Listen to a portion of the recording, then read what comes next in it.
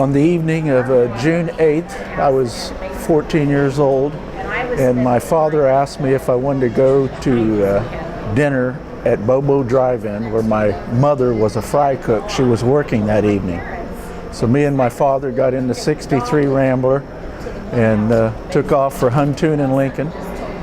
We got there and ordered, I don't know, chili dog or something like that and some drinks. And before we could get it done, the siren sounded, and everybody in the restaurant was talking about where they would hide when the tornado came, if it came. So we waited there, and they said, we'll just get under the tables if it hits here.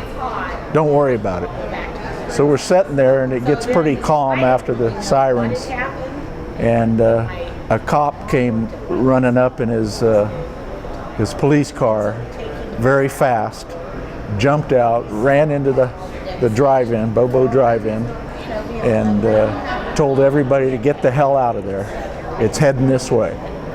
So people started looking where to go, and about that time, next door to the Bobo Drive-In, there was a Vogel shoe shop in the basement of this guy's house. It was right next to the drive-in. He came over to the restaurant and told everybody, come over to my house. I got a good basement over there. So we all followed him. There was probably 15 or 20 people, including my father and myself and my mom. My dad said, let's stay up on the porch. I want to see it. So everybody else went down in the basement.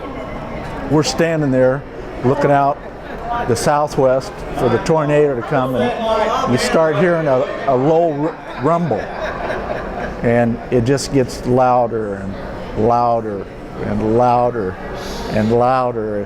And finally I just looked at my dad and I said, I can't stay up here, I gotta go. So I went running down the basement, and about 5 seconds later he come flying down the stairs, and of course the tornado hit the area. I remember all the women were praying, and I looked up at the easement, or the windows in the basement for the egress, and they were bowing.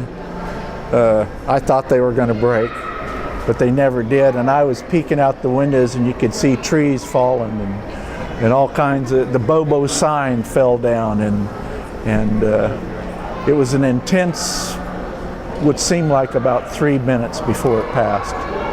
And after it was all over, we went upstairs, and there was just destruction throughout. The roof was gone on the house we were in.